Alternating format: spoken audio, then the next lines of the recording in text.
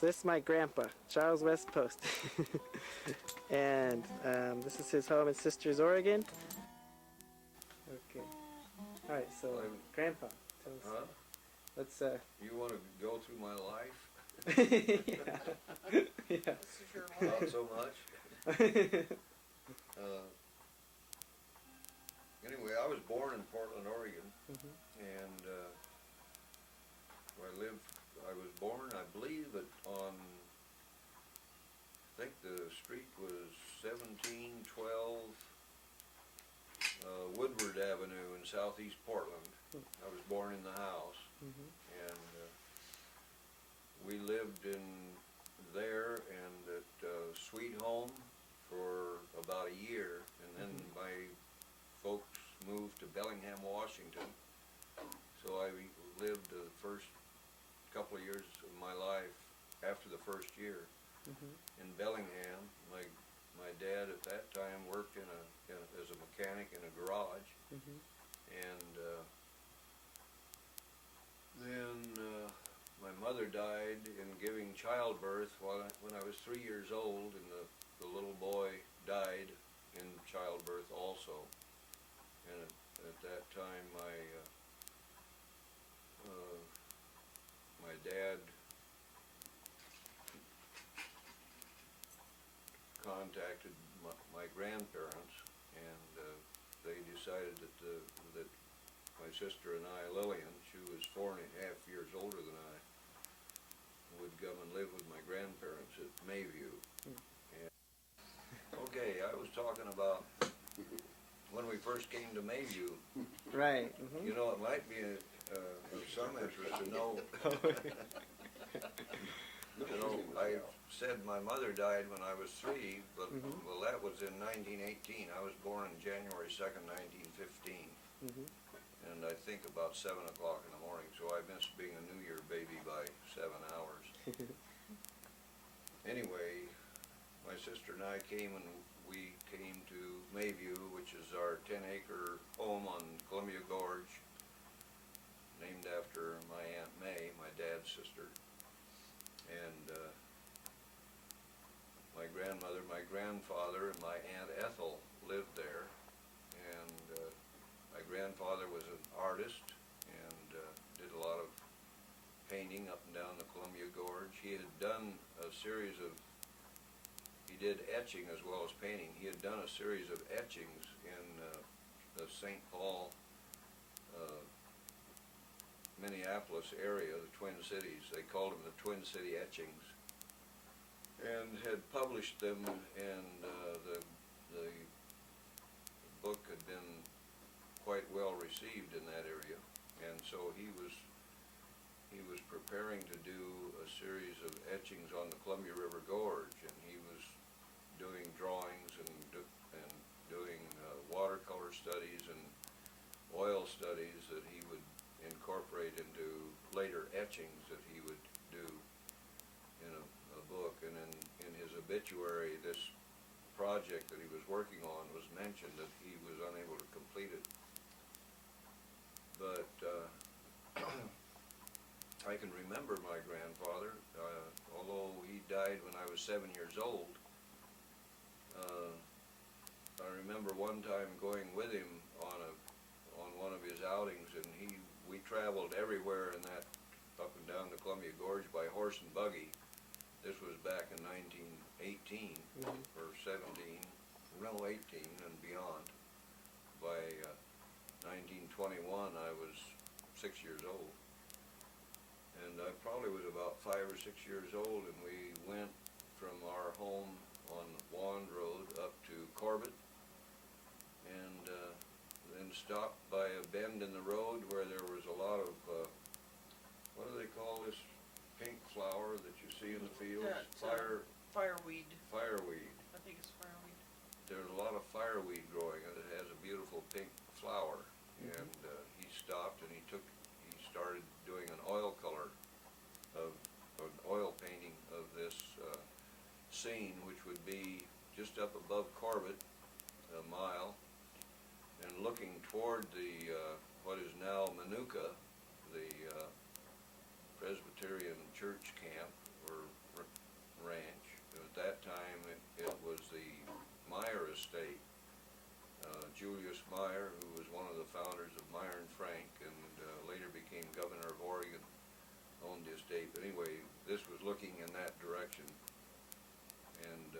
I can remember being there while he was set up his easel and painted this picture, and I've got the picture here somewhere. Mhm. Shows a little strip of the highway going around the bend, and then the open fields, and I don't think just a we have beautiful that. scene. Yes, we We have. do. I have it.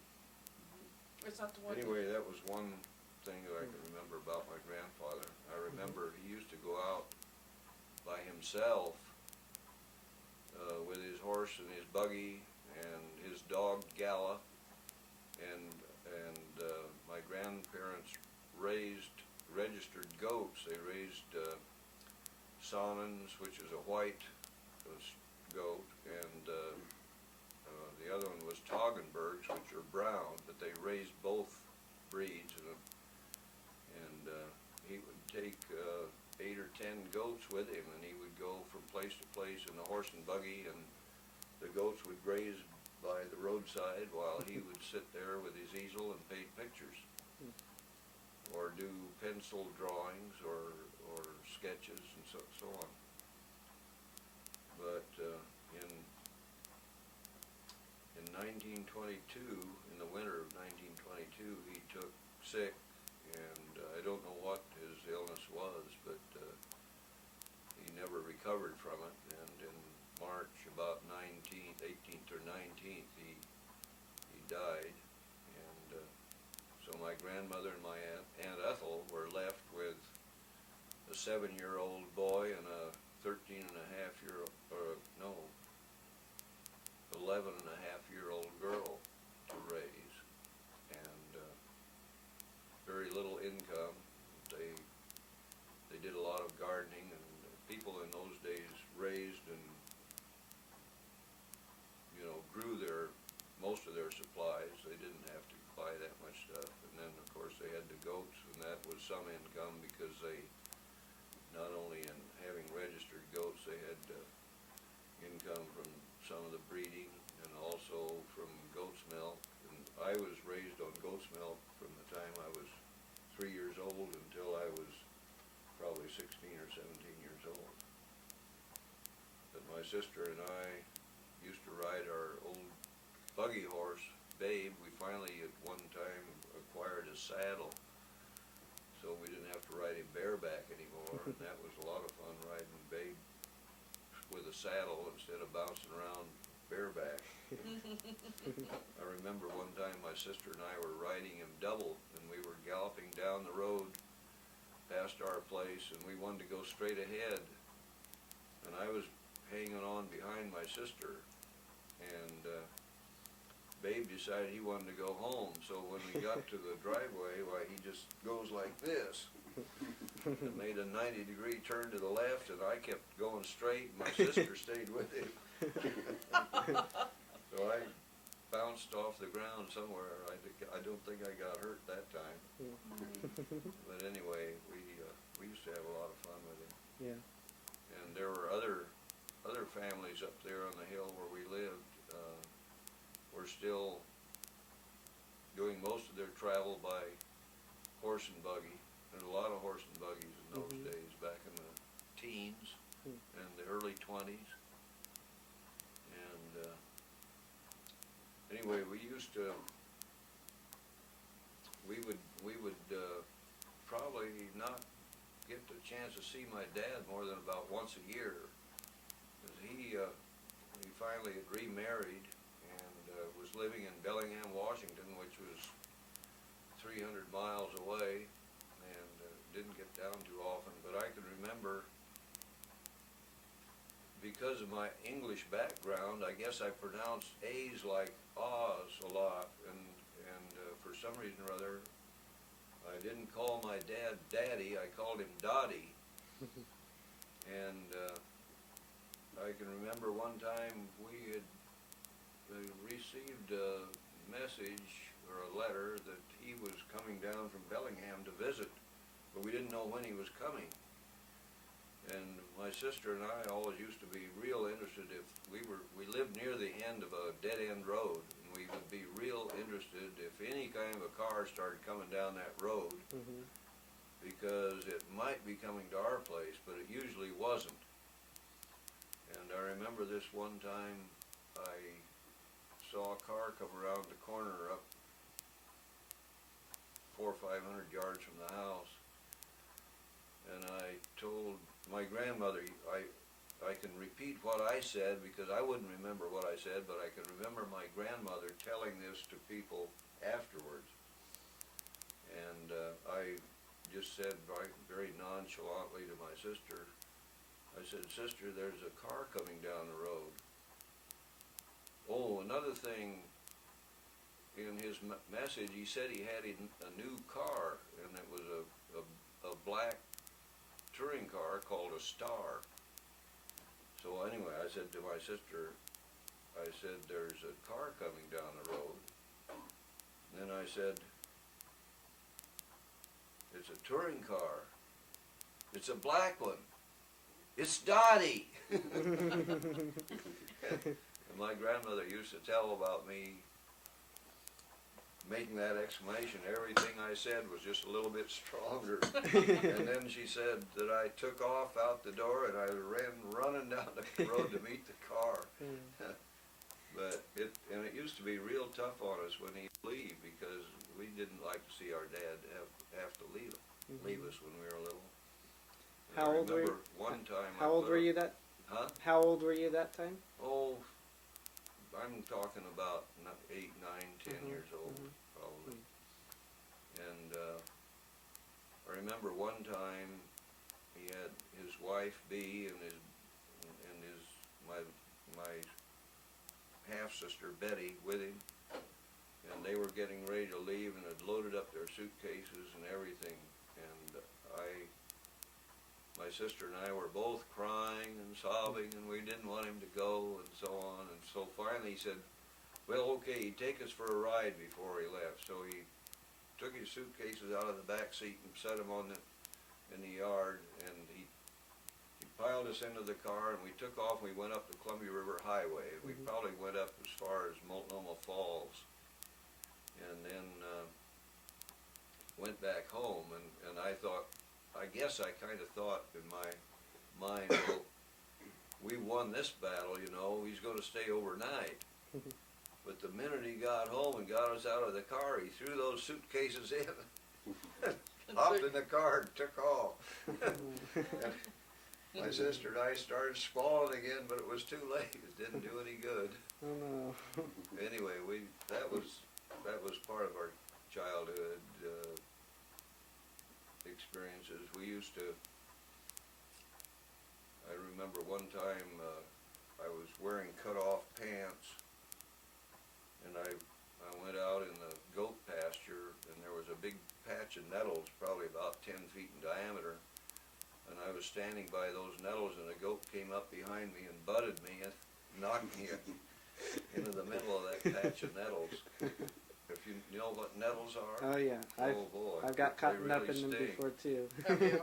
Yeah, so They're not any fun. anyway, my sister and I stayed there. My grandmother finally passed away in 1933, the year after I got out of high school. So you would have been about I was 17. 17, and She would have been 20. my dad at that time was in Chicago, working at the Post Envelope Press that I mentioned earlier, that with his uncle Claude. In fact, Dad was only 4 years younger than Claude was, his uncle. But anyway, he came out to Oregon then and stayed with my sister and I for a couple of years, and then we were kind of on our own, and my sister moved to Portland, and let's see, she had married I guess she married just about a little bit before my grandmother died, about 32. But anyway, my dad and I batched up there in the old home place at Mayview for a couple of years, and finally he went back to Chicago to go back to work with the printing company there of my uncle's, and I joined the Navy. And about the time I joined the Navy, posts in Chicago, which is what we called that family, was the posts in Chicago. And anyway, they found out I was going to join the Navy, and they sent a letter telling me to forget going to the Navy. They wanted me to come back and live with them and they would send me to Northwestern University. And I had already signed up, and I had made up my mind, and so I wasn't too much into getting an education then anyway. But wouldn't that have been So an interesting thing to have done? Yeah. Yes. So what Anyway, was- I joined the Navy, and I got my education beyond high school in the Navy. why did you join the Navy? What was the? Well, this Lure. was in the middle of the Depression. This was Mhm. 1935, Mhm. and I had been working on doing farm work and stuff like that at 25, 30 cents an hour. Mhm.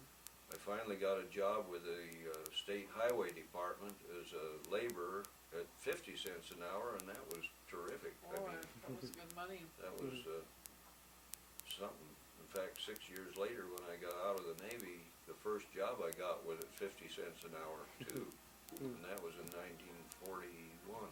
Mm. But anyway,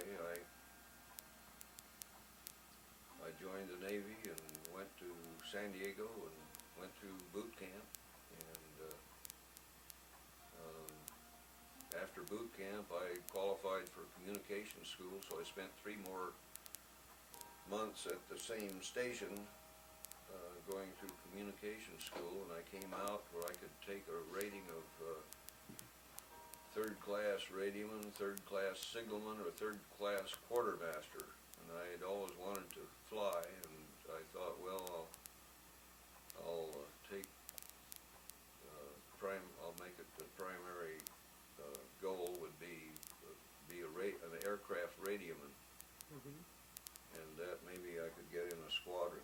So anyway, I put in for an aircraft carrier, and when I got my assignment, I was assigned to the USS Ranger, which was an aircraft carrier, and I was a 3rd class radioman and was in ship's company for a year and a half.